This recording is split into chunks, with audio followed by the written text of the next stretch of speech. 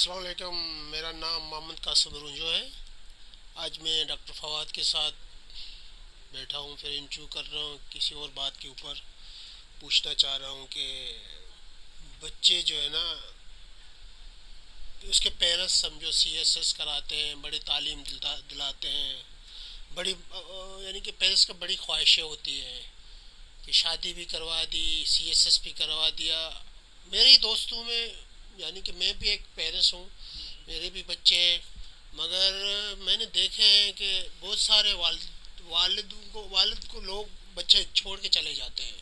یعنی کہ میرا ایک دوست ہے، سمجھو اس کا نام لینا نہیں چاہتا ہوں، اس نے اپنے بیٹوں کو ایک کو سی ایس ایس کروایا، ایک کو میرے خیال میں وکالت نامہ کا کوئی ڈگری دلوائی، بعد میں اس کو ایک بیٹے کو شادی بھی کروائی، بعد میں اس کو چھوڑ کے ابو امی کو چلے گئے. میرے خیال میں 2-3 سال ہو گئے. تو جب اس کی باتیں میں سنتا ہوں بڑا صدمہ ہوتا ہے. تو ڈاکٹر صاحب یہ کس طرح ہوتا ہے، میں یہ کیوں چھوڑ کے چلے جاتے ہیں؟ بہت اچھا سوال ہے، اور بالکل کہ یہ ہمارے معاشرے کے حساب کا سوال ہے. تو سب سے پہلے تو میں یہ بتانا چاہوں گا کہ ہمیں، جیسا کہ میں ہر وقت کہہ رہا ہوتا ہوں، کہ انڈرسٹینڈ کرنے کی ضرورت ہے. آ، اب یہ جو سوال آپ نے پوچھا، اس میں ایجز کا فرق ہے. مثال کے طور پہ بچوں کی عموماً دیکھا گیا ہے کہ پیرنٹس کی بچوں کی ایج میں 20 سال کا تو فرق ہے کہ جب بچے کی شادی ہوئی ہوتی ہے، یا کچھ کیسز میں ایون جس طرح ہمارے بلوچستان میں ہم دیکھ رہے ہوتے ہیں کہ 16 سال میں بھی شادی ہو رہی ہے، 17 سال میں بھی شادی ہو رہی ہے. اور پھر اس کے بعد تو اس میں یہ کہنا چاہوں گا کہ ہر 10 سال کے بعد آپ کی جو تھنکنگ ہے، جو سوچنے کا طریقہ ہے، وہ چینج ہو جاتا ہے. کہ جس طرح ہم 20 سال کی ایج میں جو سوچتے تھے، کیا ہم ابھی سوچتے ہیں؟ ہم نہیں سوچتے. تو جو ہماری سوچ ہوتی ہے وہ وقت کے ساتھ ساتھ، بڑھتی ہوئی عمر کے ساتھ چینج ہوتی ہے. اسی طرح ہمارے پیرنٹس کی بھی سوچ چینج ہوتی تھی، اسی طرح ان کے بڑوں کی سوچ بھی چینج ہوئی، اور اسی طرح ہماری جنریشن کی بھی سوچ چینج ہوتی ہے.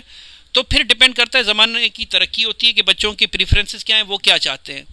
اور اب کہ بچے چھوڑ کر کیوں جاتے ہیں، دیکھیں انسانی فطرت کا یہ حصہ ہے کہ ہم کنٹرول چاہتے ہیں. ٹھیک، ہم لاشعوری طور پر اس چیز کا ہمیں علم نہیں ہوتا، لیکن ہم کنٹرول چاہتے ہیں. میں چاہوں گا کہ میرا بیٹا، بیٹی، یا میرا دوست، یا کوئی بھی ریلیشن میں، یا میری بیوی میرے کنٹرول میں رہے. اور پھر یہ کنٹرول کی جو جنگ ہے پوری زندگی چلتی ہے. کیا آپ کے خیال سے ہم انسان پوری زندگی رہ سکتا ہے؟ نہیں رہ سکتا. انسان کا ایک وقت مقرر ہے، اس نے چلے جانا ہے. تو میرے خیال سے ہمیں اس چیز کو انڈرسٹینڈ کرنے کی ضرورت ہے کہ ہم کسی پر بھی کنٹرول نہیں کر سکتے. جس نے آپ کے ساتھ رہنا ہے وہ بغیر کہے بھی رہے گا، جس نے نہیں رہنا ہے وہ نہیں رہے گا. لیکن اس چیز کو سمجھیں کہ ہم کنٹرول نہیں کر سکتے. اس سے زیادہ بہتر ہوگا کہ ہم اپنے ریلیشنز پر، اپنی ہوم پر، ان چیزوں پر ہم اپنے فوکس کو رکھیں. کیا خیال ہے آپ کا؟ ڈاکٹر صاحب یہ آپ نے بات بڑی اچھی کی ہے کہ اس چیز پر فوکس رکھے. یعنی کہ میں پھر اور چیز آپ کو بتانا چاہ رہا ہوں کہ فوکس تو رکھیں گے، فوکس تو رکھیں گے، مگر یہ جو ہے چار بھائی ایک ساتھ رہتے ہیں. پہلے سمجھو ایک بھائی نے شادی کی، پھر دوسرے نے کی، پھر تیسرے نے کی، سمجھو.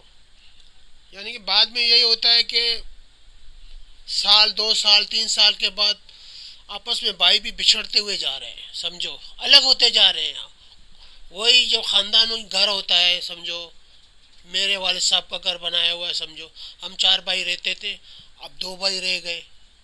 اس طرح کیونکہ یہ چیزیں ختم ہوتی جا رہی ہیں. میں تو کوشش کر رہا ہوں کہ آپ بھی کوشش کر رہے ہو، کہ دوسرا بھائی بھی کوشش کر رہے ہیں کہ ہم ساتھ میں رہیں، کوشش کریں کہ ایک ہی فیملی رہے. مگر یہ نہیں ہوتا ہے ڈاکٹر صاحب. یہ اس پہ یہ کیوں نہیں ہوتا ہے؟ بالکل درست فرمایا آپ نے کہ خاص کر کے جب شادیاں ہوتی ہیں تو لوگ آپس میں تھوڑا سا ڈیوائیڈ ہو جاتے ہیں. اور چونکہ اب یہ ڈپینڈ کرتا ہے کہ آپ کی شادی کہاں پر ہو رہی ہے، خاندان کے اندر ہے، خاندان کے باہر ہے، اور جو جس کے ساتھ آپ کی شادی ہوئی ہے، چاہے خاتون کے لیے مرد یا مرد کے لیے خاتون، ان کی اپنی توقعات کیا ہیں، ان کی اپنی پریفرنسز کیا ہیں، ان کی اپنی خواہشات کیا ہیں، یہ ساری چیزیں چل رہی ہوتی ہیں. لیکن میں صرف یہ بتانا چاہوں گا کہ آئی نو کہ بہت ساری ڈیفیکلٹیز ہوتی ہیں، اور خاص کر کے جوائنٹ فیملی سسٹم میں رہنے میں بہت ساری مشکلات ہیں. ایک اسٹڈی ہم نے ریسرچ اسٹارٹ کی تھی جس میں خود بھی شریک تھا، لیکن چونکہ وہ ہم نے اس کا ڈیٹا بھی انالائز کیا تھا تو اس کے جو رزلٹس تھے وہ ایسے تھے کہ جو جوائنٹ فیملی سسٹم ہے اس میں نفسیاتی مسائل بچوں میں زیادہ ملے، کہ بچوں کی توقعات پوری نہیں ہو رہی تھی، کہ کسی کا بچہ وہ کہتا ہے کہ دیکھو چچا نے اپنے بیٹے کو کھلونا لے کر دیا اور آپ مجھے لے کر نہیں دے رہے.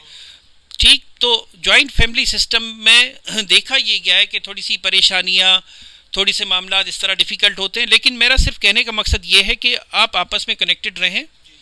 بھلے اگر آپ تھوڑے سے ڈسٹینس پر رہتے ہیں کوئی مسئلہ نہیں ہے. ونس اگین میں کہنا چاہوں گا کہ ہر انسان کی دوسرے کے ساتھ باؤنڈری ہے. زیادہ گھلنے ملنے سے بھی مشکلات ہوتی ہیں، بیزاریت آتی ہے، چڑچڑا پن آتا ہے، لیکن آپ اپنے ساتھ کنیکٹڈ رہیں. ہفتے میں، ڈیز میں آپ بالکل ٹائم نکال کر اپنی فیملی کے ساتھ ملیں، انہیں سوشل سپورٹ کا احساس دلائیں. انسان سوشل سپورٹ کے بغیر کچھ نہیں ہے، لیکن اس کا ہرگز یہ مقصد نہیں ہے کہ ہم ایک دو چھوٹے کمروں میں 3-4 فیملیز ایک ساتھ رہ رہی ہیں تو وہاں پر چیزیں اور مشکل ہو سکتی ہیں.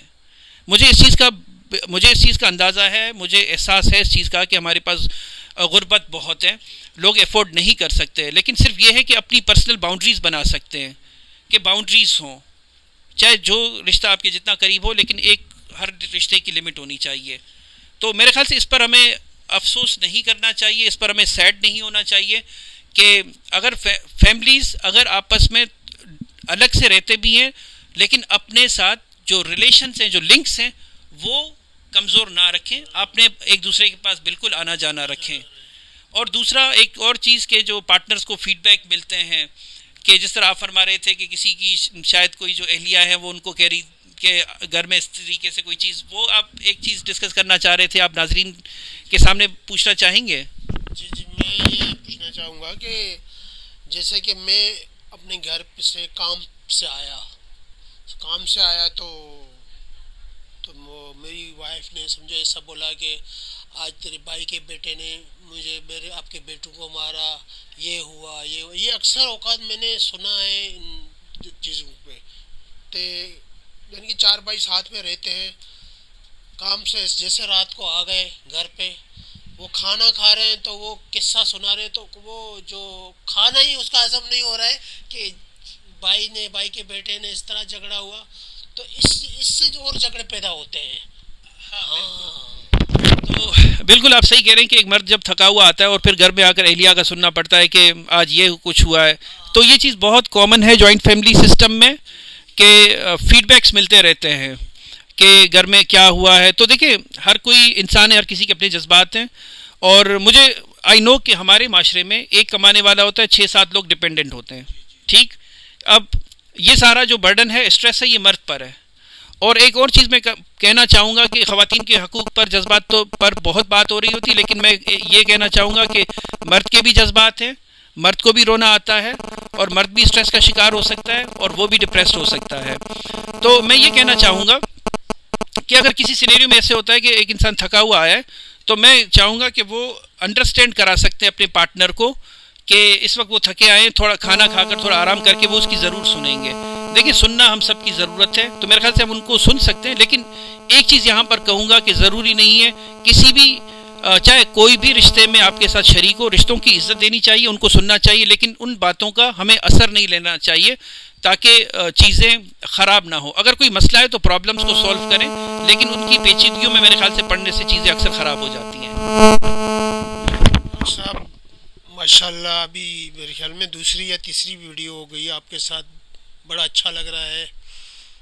یہ یعنی کہ آپ نے مجھے بڑی وہ ہمت دی ہے کہ میں آج بیٹھ کے آپ کے ساتھ یہ ویڈیو کے ساتھ بات کر سکتا ہوں. ماشاءاللہ میں تو نہیں کرتا تھا، آج ماشاءاللہ آپ نے بہت ہمت دی ہے.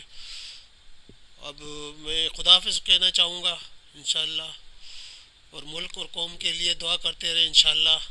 صحیح ہے، آپ اپنا خیال رکھیں. ڈاکٹر صاحب آپ بھی اجازت لیں. جی بہت شکریہ قاسم صاحب، شکریہ ہمارے ناظرین کا جو ہماری ویڈیوز کو دیکھ رہے ہوتے ہیں، اور ہم آپ سے ایکسپیکٹ کریں گے کہ آپ ہمیں مختلف ٹاپکس مجھے یا قاسم صاحب کو بتائیں تاکہ ہم اس پر آپس میں کمبائنڈ ڈسکشن رکھیں، تاکہ ہم کسی کو بور بھی نہ کریں. آپ سب کے قیمتی وقت کا بہت شکریہ.